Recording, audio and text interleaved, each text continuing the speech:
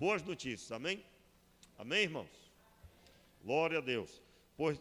Portanto, no texto que paramos, agora retomando, o texto é o texto de Jó 42, versos 7 e 8, e eu acabei de ler, já pela terceira pregação hoje, o trecho que fala sobre o pecado dos 3 amigos de Jó.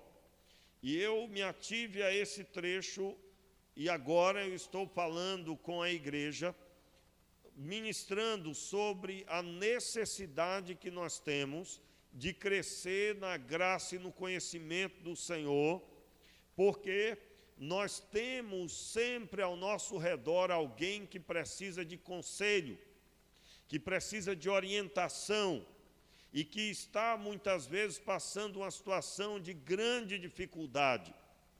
Para os irmãos terem uma ideia, nós precisamos saber bem pregar o Evangelho, que é a grande missão da igreja. A grande missão da igreja é pregar o Evangelho. Assim como você foi ganho, você precisa ganhar pessoas em nome do Senhor. O texto diz em Mateus 28, ide por todas as nações e fazei discípulos. E o texto também diz que devemos batizá-los e ensiná-los todas as coisas que o Senhor Deus nos mandou. Então, essa missão precisa ser desenvolvida muito corretamente. Você já sabe que tudo que Jesus fez com os discípulos, ele depois faria, reproduziria. Ele estava fazendo com os discípulos, a reprodução dele estava, o seu coração estava sendo derramado sobre a vida dos discípulos. E depois os discípulos fizeram o mesmo. O próprio apóstolo Paulo, que muito contribuiu, na verdade, contribuiu muito mais até do que os apóstolos, dado as cartas de Paulo. Os evangelhos trazem a visão do ministério de Jesus, mas Paulo esmiuçou e foi a fundo a respeito da missão e de tudo quanto Jesus fez na cruz do Calvário. E isso deve gerar em nós um impacto. Nesta geração, você precisa repetir às pessoas o que Paulo, em suas cartas, proferiu: sede meus imitadores, porque eu sou de Cristo. Como assim? Eu preciso me dedicar, voltar-me para Deus, buscar ao Senhor, voltar para Ele se eu estou afastado, e então viver a vida cristã conforme Jesus viveu. E quando pregar a palavra, eu preciso falar a respeito de Deus, o que realmente é. Na última pregação, nós abordamos a respeito do Deus Criador. E que este Deus Criador, Ele criou os céus e a terra, criou os homens, e Ele continua dando o Espírito a eles, a vida, Ele continua manifestando o seu poder, e Ele acompanha a sua criação. Nós lemos o texto de Isaías, o texto de Isaías 42. E é claro, eu abordei com você uma única passagem, e é uma das mais expressivas do Antigo Testamento, porque se refere ao Senhor Jesus em sua missão. A demonstração de que Deus, Ele criou a terra e Ele é responsável por ela de forma tal que Ele trouxe ao homem o caminho, a verdade e a vida, que é o seu Filho. Então, quando eu estiver perto de alguém que disser que Deus não se importa com os homens, que Deus não se importa com a sua criação e que Ele não liga, o homem não tem valor algum, como um dos amigos de Jó proferiram para Jó. E Deus ouviu isso. Preste bem atenção, meu irmão. Nós temos dito que o que falamos de Deus pode sim trazer problema para a nossa vida, como trouxe para os amigos de Jó. Como assim? Se eu deveria ser uma bênção na vida do meu irmão, eu não vou ler o texto com você, mas você conhece a passagem que diz que nós não devemos nos embriagar com vinho em que há devassidão. Sim, pastor, de forma alguma, nós não nos embriagamos, nem bebemos, quanto mais nos embriagar. Mas o mesmo texto diz, com a mesma força, que eu devo ser cheio do Espírito Santo. Aliás, você vai ouvir pregadores, e muito corretamente estão falando, que as pessoas devem ser chamadas a atenção se embriagam, mas devem ser chamadas a atenção também se não são cheias do Espírito Santo, se não se enchem do Espírito Santo. Porque, meus irmãos, pessoas cheias do Espírito Santo foram instrumentos de Deus para a sua geração. Pessoas cheias do Espírito Santo tinham resposta para dar para quem estava desiludido, desamparado, inconsolável aos olhos humanos. Sim, meus irmãos, pessoas cheias do Espírito Santo foram usadas por Deus para dar direção. E então, se você não tem uma vida cheia do Espírito Santo, pastor, como é possível ter uma vida cheia do Espírito Santo? Meu irmão, quando você for cheio do Espírito Santo, você vai saber. Mas, segundo a Escritura, uma pessoa cheia do Espírito Santo não teme a morte, mas teme a Deus acima de todas as coisas. E não recua diante das adversidades contrárias ao Evangelho. Sim, e nós já estamos vendo a preparação da perseguição da igreja agora, nesse exato momento. Eu coloquei até no grupo da diretoria da igreja, grupo de WhatsApp. Houve agora, recente, uma reunião, e essa reunião na ONU propôs que os governos, os presidentes dos países, levassem as igrejas a aceitar os gêneros diversos e tudo quanto caminha ao redor do movimento L alguma coisa, e você já conhece. Tudo quanto, por exemplo, só de sexualidades diferentes, eles dizem que existe mais de 50 tipos de formatos que a pessoa entende que deve ser respeitada e aceita. E a mensagem que é dita é que as igrejas e a Bíblia, ela tem um discurso de ódio. E esse ódio, meus irmãos, que nós não pregamos, eles estão repetindo já há algum tempo, e agora está se intensificando. Se você quiser conhecer sobre isso, você vai encontrar isso na página oficial da ONU. Eles não estão mais escondendo. No Brasil, já tem sido falado sobre não permitir determinados textos. Aliás, tinha até um projeto de lei que graças a Deus, saiu, não continuou, mas um projeto de um deputado que visava impedir determinados textos bíblicos serem publicados na internet. E quais eram os textos? Textos que eles consideram uma afronta àquilo que eles querem. Ou seja, os governos estão já começando a ouvir que tem que se meter nas pregações das igrejas e que precisam tomar uma posição sobre este livro antigo, na visão deles, chamado a Bíblia.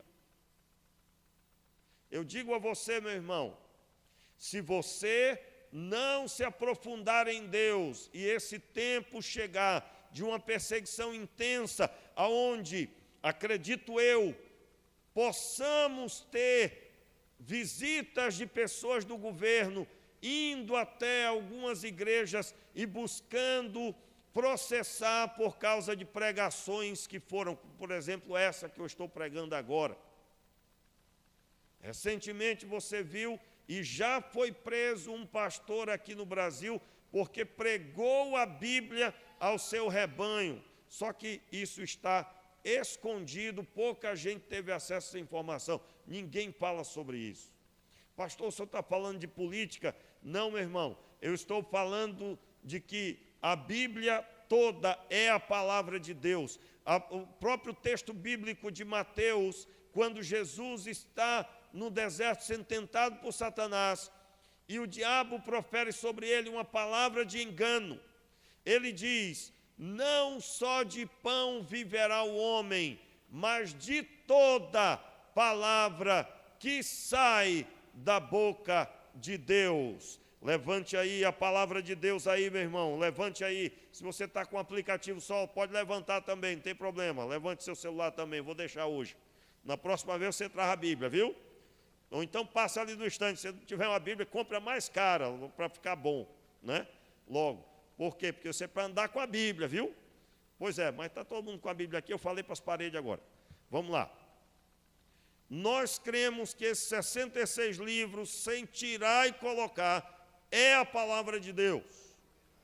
E nós não abrimos mão de que recebemos a palavra de Deus e ela é para nós, para os nossos filhos e para os filhos dos nossos filhos e para tantos quantos mais o Senhor Deus desejar ministrar ao coração. Diga amém, meu irmão. Glória a Deus. Muito bem. Então, quero reforçar, nós cremos que o Evangelho é para todas as pessoas, sem exceção. E o Evangelho só visa uma coisa: salvar o homem pecador. E isso não é obrigatório, é o mover do Espírito Santo que traz sobre o coração. É Deus que ministrará o coração, ninguém obriga ninguém. Mas mediante a palavra de Deus, Deus é irresistível e Ele atrai os seus para a salvação. E que Deus um dia atraiu você e que você que está aqui hoje, que ainda não teve essa experiência, que sinta a atração no seu coração para segui-lo. Muito bem, então nós precisamos nos preparar. E como nos preparar? Nos aprofundando, conhecendo a Deus, visando buscar ao Senhor genuinamente. E eu quero nesta noite, para finalizar essa pregação, pedir que você abra a sua Bíblia em Isaías capítulo 6. Isaías capítulo 6, e hoje, depois de ter falado sobre o Deus Criador, eu quero falar sobre o Deus Santo. Veja bem, nós estamos, a cada culto serão 4 momentos onde eu vou falar sobre o Deus Santo hoje. No próximo que eu estiver pregando, né, daqui a um tempo, eu estarei falando sobre o Deus fiel, que todo crente precisa saber claramente que Deus é fiel, e depois sobre o Deus amoroso. Eu creio que nós podemos finalizar aí. Deus amoroso que amou o mundo de tal maneira que deu o seu Filho unigênito para que todo aquele que nele crê não pereça, mas tenha a vida eterna. Glória a Deus, amém, irmãos? Mas hoje eu quero me ater, em rápidas palavras mais objetivas, ao texto de Isaías 6. Isaías 6, versículo 1. A palavra de Deus diz assim: no ano em que morreu o rei Uzias, eu vi o Senhor assentado sobre um alto e sublime trono, e a aba do seu manto enchia o templo. Verso 2. Os serafins estavam acima dele, cada um tinha 6 asas. Cada um tinha 6 asas, com 2 cobriam seus rostos, com 2 cobriam seus pés e com 2 voavam. Clamavam uns aos outros, dizendo: Santo, Santo, Santo é o Senhor dos exércitos. Toda a terra está cheia da sua glória. Os umbrais das portas se moveram com a voz do que clamava, e o templo se encheu de fumaça. Então disse eu: ai de mim, que vou perecendo, porque sou um homem de lábios impuros, e habito no meio de um povo de impuros lábios. Mesmo assim, os meus olhos viram o Rei, o Senhor dos exércitos. Um dos serafins, porém, voou para mim, trazendo na mão uma brasa viva que tirara do altar com uma tenaz. Com ela, tocou a minha boca e disse: vê, isto tocou os teus lábios, a tua iniquidade foi tirada e purificado o teu pecado. Depois disso, ouvi a voz do Senhor que dizia: a quem enviarei? E quem há de ir por nós? Então disse eu: eis-me aqui, envia-me. Então disse eu: eis-me aqui, envia-me. Amém, meus queridos? E eu quero dar ênfase. Você já conhece o texto e você já sabe que o ano em que morreu o rei Uzias, o profeta se colocava apreensivo, extremamente apreensivo pela morte do rei. E é nessa hora que ele vê a presença do Senhor, ele vê a glória de Deus e Deus assentado no trono. Havia um trono sem rei, mas havia diante dele agora o trono dos tronos, o trono de Deus. E Deus estava assentado no trono, e ele vivo e vive e vivo para sempre estará no seu trono. Então, a terra já passou por todos os turbilhões, reis vão, reis vêm, mas Deus permanece para sempre. E o Senhor ali estava enchendo o coração do profeta. Ele estava dizendo a ele: eu permaneço no trono. Meu irmão, você pode estar aqui hoje preocupado com a situação financeira, preocupado com os governos, preocupado o que será de você. Eu quero pedir ao Pai que o Senhor abra os seus olhos para você contemplar o Deus vivo e verdadeiro. Meus irmãos, há uma experiência que todo crente tem que ter. Uma experiência de forma que quando você fecha os seus olhos, você contempla o trono de Deus. Ah, sim, meu irmão, isso normalmente acontece comigo. Eu consigo, conforme oro, ver aquilo que eu estou pedindo, e quando falo com Ele, eu sinto a sua presença, e sinto Ele ouvindo a minha oração, e sei que Ele está sentado no trono. Esta convicção dada pelo Espírito Santo, convicção essa que é maior do que qualquer experiência do homem nesta terra. Você poderia estar hoje aqui com toda a convicção que o dinheiro pode lhe trazer, que a família bem-sucedida pode lhe trazer, que a segurança dos bens que você tem pode trazer, mas ainda assim nada disso se compara a esta segurança de contemplar o trono. E então, qual foi aquilo que pairou sobre a vida do profeta Isaías? Aqui, ele está contemplando o Senhor, e ele contempla, e a ênfase é só o Senhor. Quando nós lemos e estudamos sobre os serafins, eles tinham 6 asas, com 2 voavam, com 2 cobriam os seus rostos, e com 2 cobriam os pés. Você vai encontrar, quando estudar sobre isso, que a maior parte deles vai declarar que a ênfase aqui deles fazendo isso é que não havia espaço para a beleza de seus rostos. Não havia espaço para nenhuma parte do seu corpo. Não. Por isso cobriam também os pés e estavam voando, pois a imagem era a imagem tremenda do Deus vivo assentado no trono e rodeado na sua parte superior por serafins.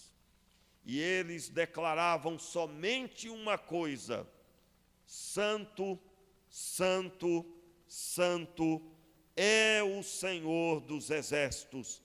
E eles declaravam: toda a terra está cheia da sua glória. Meus irmãos, a terra está cheia da glória de Deus. A terra está cheia da glória de Deus. Ele está em todos os lugares. Ele está em todos os lugares deste momento. Ele está em todos os lugares. E em todos os lugares está a sua criação. Aliás, se nós fôssemos falar sobre a glória do Pai na sua criação, por exemplo, só o que acontece aí dentro do seu cérebro para que o homem conseguisse reproduzir, seria preciso muito mais do que um prédio desse tamanho para chegar perto de algo semelhante da capacidade do cérebro humano, para se fazer um computador que pudesse chegar perto da capacidade do cérebro humano, e isso fascina os estudiosos até hoje. Eu quero deixar claro para você que a glória de Deus sempre é maior do que qualquer coisa que o homem possa fazer. Você já sabe, os homens se esforçam para produzir carros em grandes números enormes de veículos são produzidos todos os anos com designs diferentes, e o homem mesmo assim tem escassez de tal capacidade. Você pode ver que de tempos em tempos ele tem que usar alguma coisa do passado, tem que reviver algum carro do passado, muda-se alguma coisa, mas se você for estudar, você vai ver que foi copiado, emendado com outras coisas já criadas. Pois é, meu irmão, Deus até hoje dá show da sua glória todos os dias. Quando uma criança nasce, é uma retina que não existe, em meio 7 bilhões de retinas, é uma impressão digital que não existe, em meio 7 bilhões, mais uma retina, mais uma impressão digital, mais um DNA diferente de todas as outras. Eu considero essa a maior expressão, olhando para a criação de Deus, porque Deus até hoje, mesmo com a maldade do homem, com o pecado, com tantas afrontas, Ele continua declarando que Ele é Deus e não há outro, porque o corpo humano é a criação mais perfeita que existe na terra. Tenha entendimento disso, porque a complexidade do corpo humano, como ele resolve seus problemas, você corta o seu dedo, você não ordena nada, mas ali está se regenerando as células. Sim, meu irmão, essa é a criação de Deus, a criação do Deus vivo. E bote criação tremenda, né? Porque você às vezes vai tomar até uma coisa que não era para tomar, não é? E mesmo assim, um refrigerante que faz tanto mal, e às vezes é tão gostoso, mas faz tanto mal a longo prazo, então o organismo dá um jeito de resolver isso. Eu ouvi de um médico renomado, professor de médicos, ele dizendo: olha, quando você toma um remédio, o corpo humano não sabe o que fazer com aquilo, aquilo é um objeto estranho ao corpo, por isso que tem efeitos colaterais, meus irmãos. E aí alguém pergunta: então por que fica doente? Meu irmão, isso aí é uma coisa que você tem que conversar com Adão, tá? Você conversa com Adão que pecou. Quando Adão pecou, entrou na terra toda desestrutura que alguém possa entender. A desestrutura pertence ao pecado, consequência do pecado. Não é a vontade de Deus, o plano eterno do Pai. O plano eterno de Deus se cumprirá definitivamente quando Ele vier nos buscar. E então estaremos para sempre com Ele, como Adão deveria ter escolhido permanecer para sempre com Ele. Mas poderíamos falar aqui um bom tempo sobre essa criação extraordinária de Deus. E eu, antes que você ache assim, né? O pastor falou uma coisa indevida. O corpo humano, a vida humana é a maior declaração do objeto da glória do Pai na sua criação. Meu irmão, basta você ler Gênesis 1.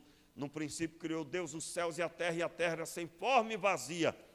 Você sabe que ela era sem forma porque não estava da forma que Deus idealizou até o 5º dia. Sim, meu irmão, ela não estava com os peixes, não estava com a fauna, a flora já criada, não estava com os continentes, com o sol, a lua, as estrelas. Sim, meu irmão, ela não estava da forma que Deus idealizara. Mas a terra também era vazia, porque Deus criou os céus e a terra para o homem habitar. Ele criou a terra para ser o estrado dos seus pés. Ele deu aos homens esta terra.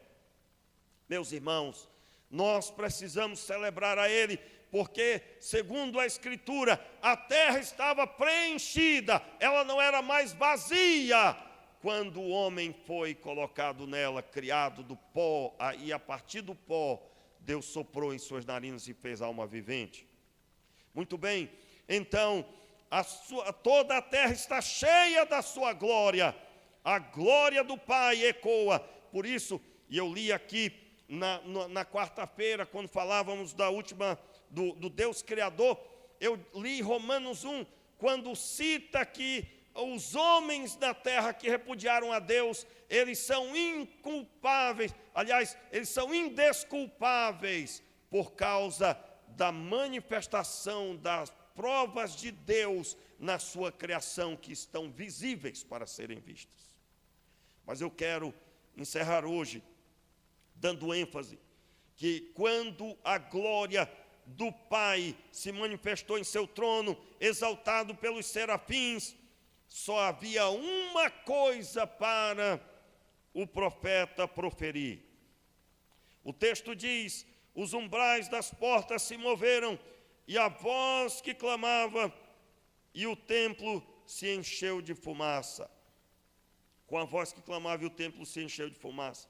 E o versículo 5 diz: então disse eu, ai de mim que vou perecendo, porque sou homem de lábios impuros e habito no meio de um povo de impuros lábios. Note, o que você faria se visse o trono de Deus? Humanamente alguém diria: pastor, ia cair no chão a minha lista. Eu fui num casamento uma vez, lá no Rio, de uns amigos.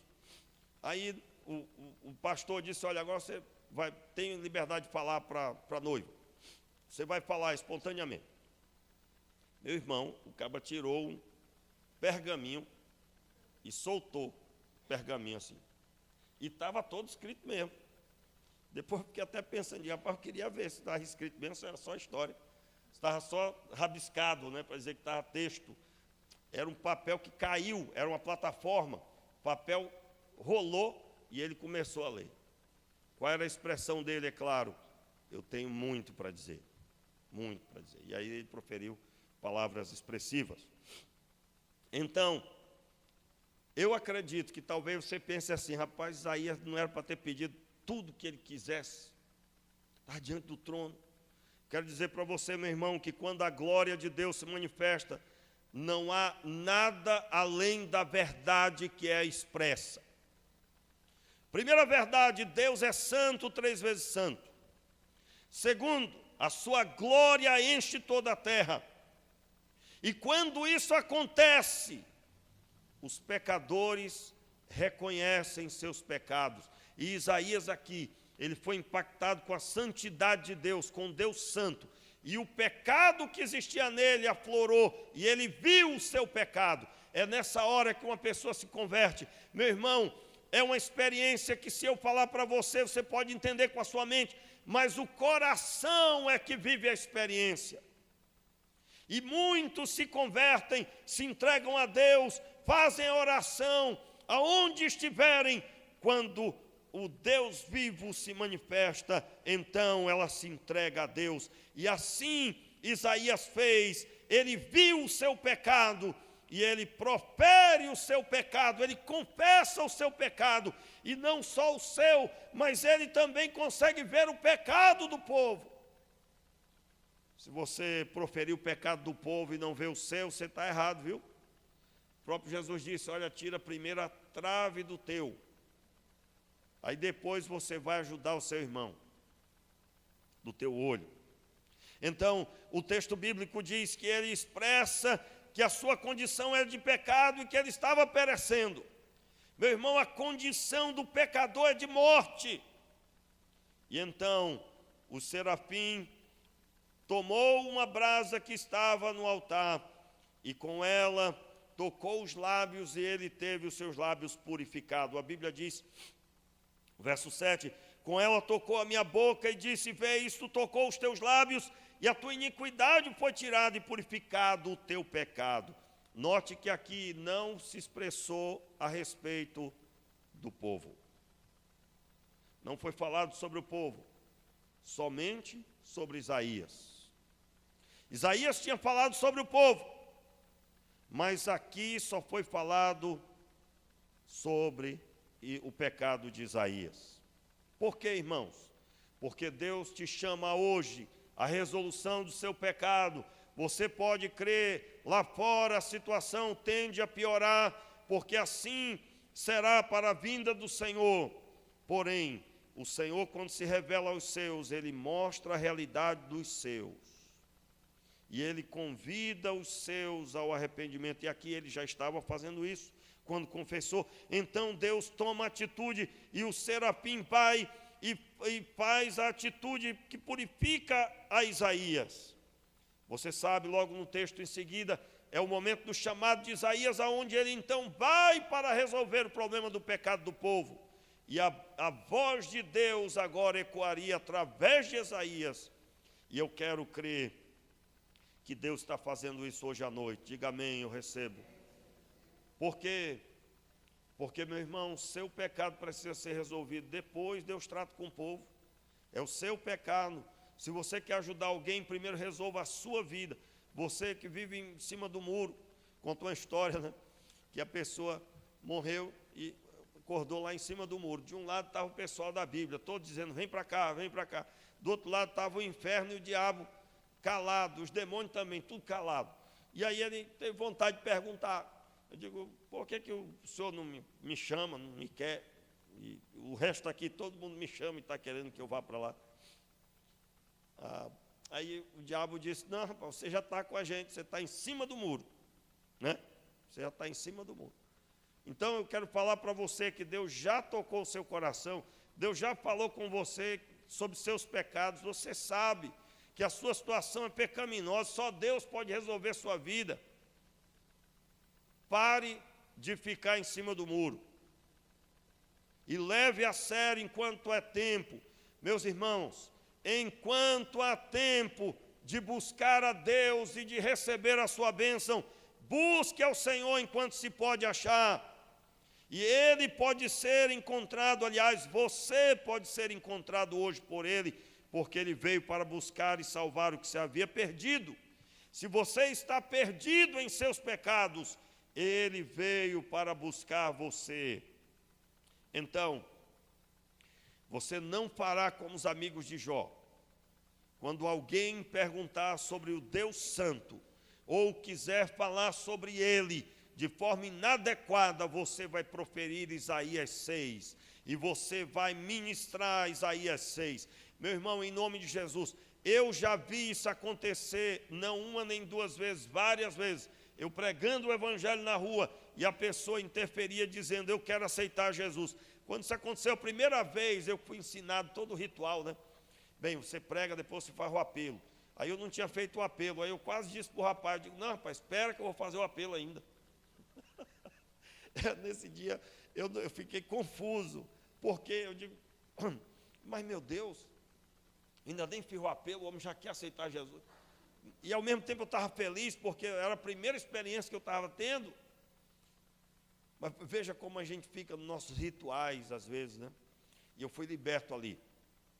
Eu era seminarista em Inhaúma, e eu me lembro que foi feito o apelo no começo do culto. Meu irmão, naquele dia veio mais de 10 pessoas aceitarem Jesus.